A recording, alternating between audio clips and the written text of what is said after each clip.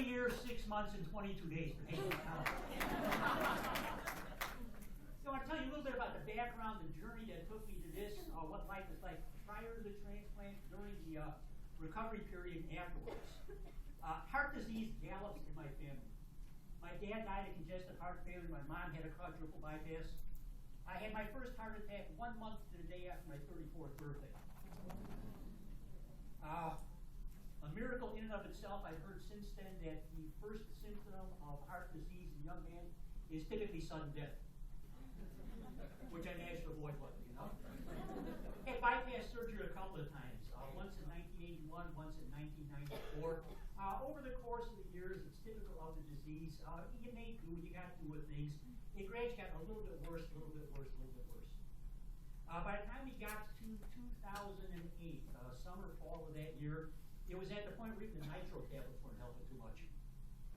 You couldn't get away from the pain, couldn't get away from the angina. Went in, had a stent put in at that particular point in time, kind of managed, it was adequate, got through. January of 09, taking out the garbage on a Sunday night, the ICD fired off. I had a heart attack. Carted off to Silver Cross out in Joliet. Stented, stabilized, all the good stuff there. Spent about a week, got out, pretty decent shape, I thought. Actually went back to work for a week. Monday morning, end of January, finishing up breakfast, the ICD fired off again. And again. And again. 243 times that day.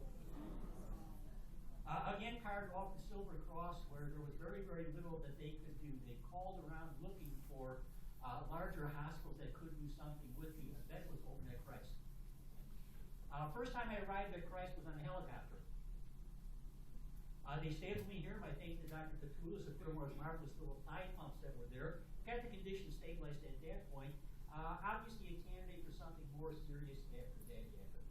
We talked about the band. I had the band implanted that month. Interesting over the course of the next several months to live on a machine, to actually plug yourself into a wall at night. Strange life, but it's a life nonetheless. You're certainly welcome that happen. Obviously a candidate for transplant. I was put on the list. In July of that summer, I got my free pass on the A-list. After 30 days, I had an A-list. Sat and jumped out of my chair every time the phone rang. But it was never that call, never that call, never that call. Got to the end of January, the time expired. Back on the beat. Wondering how long the wait was going to be. As it turned out, the pump started having problems. Hemolysis, if I'm pronouncing that correctly, developing some clotting over there. Got back into the hospital. Dr. Bott had me admitted and got me on the A-list for a 15-day pass. So I waited in the hospital during that point of the day, waiting for something to happen. On the night of the 14th day, a donor appeared. God loved the young man. He was only 28 years old. He not only saved my life, but planned to save the lives of 7 other people. And able to harvest and donate from them. Certainly we thank him. God rest him wherever he's at right now. Successful implantation, successful transplant. I was lucky enough to have a series of adventures in the next couple of months that followed. I spent about 2.5 months in the hospital. Right off the bat, post-op, the tube that they had, the intubation thing, damaged one of the vocal cords. So as I was coming out of the surgery to bring me back and give me the little ice chips that we had there, I aspired a few of them. And they're very, very close to cases of pneumonia on that. Recovered from that point, got on through, obviously couldn't either swallow anything with the vocal cord there. That took a couple of weeks to heal. As I'm sitting there waiting for that to clear up, they had discovered that I had, unbeknownst to any of us, the factor V ligand. And they started climbing up all over the place. They started some aggressive therapy to clear the clotting up. Unfortunately, that resulted in a spontaneous bleed in my groin. We got that settled off. Finally got myself to the point where I think we're stabilized here and had, if I get the term right, a pleural effusion. Finally got that part done, but of course, during all this course of time, it's bed rest after bed rest after bed rest. I couldn't walk anymore. So I transferred up to the therapy ward there to learn how to walk all over again. And as my parting gift before I left, I got seated.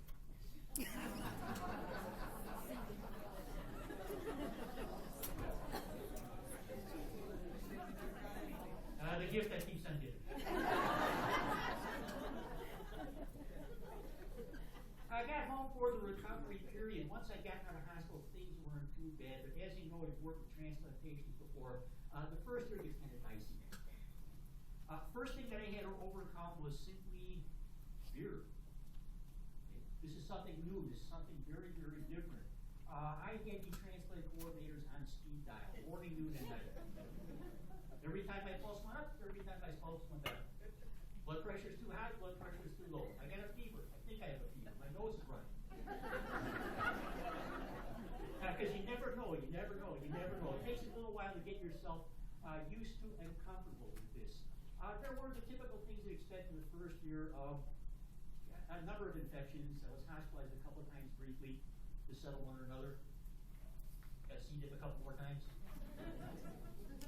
Probably more often than any sane human being ought to have. After the course of the first year, though, things pretty well settled down. There was the occasional infection here, infection there, most of it settled. What you started coming into, though, were some of the side effects of the drugs themselves. And there were a couple that came up mostly from the steroids. Steroid-induced diabetes, cataracts that are both the eyes operated upon. Just found out a couple months ago I've got osteoporosis now. It's a weird life, but it is a life. And I'm thankful for that life. I'm thankful for going through the thing. I think if there's one thing, speaking from a patient standpoint, that you want from medical professionals, other than all the great help that you give, is information. The scariest thing is not knowing. That's why I was on the phone so many times those first couple of months that are there. But the more I learned, the more comfortable I got with it. You hear economists talk about the new normal in our economy. I'm facing the new normal of my life. And it's a good thing, because I'm still here to enjoy it, too.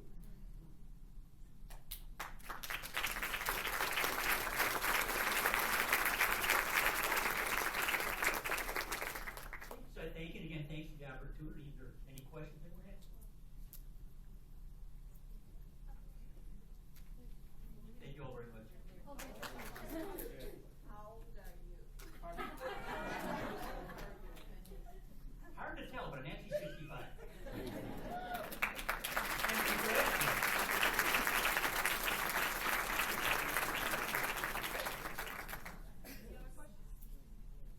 Are you able to do any more activities than you did? You go dancing with your wife? I dance as badly as I've ever danced. I golf as badly as I've ever golfed. I've been back to work full-time for all these years. I'm a professor at Robert Morris University, teaching a full load, working a marvelous group of students. And just to ask as an aside, I'm working with our Student Honor Society to organize a donor drive at Robert Morris University.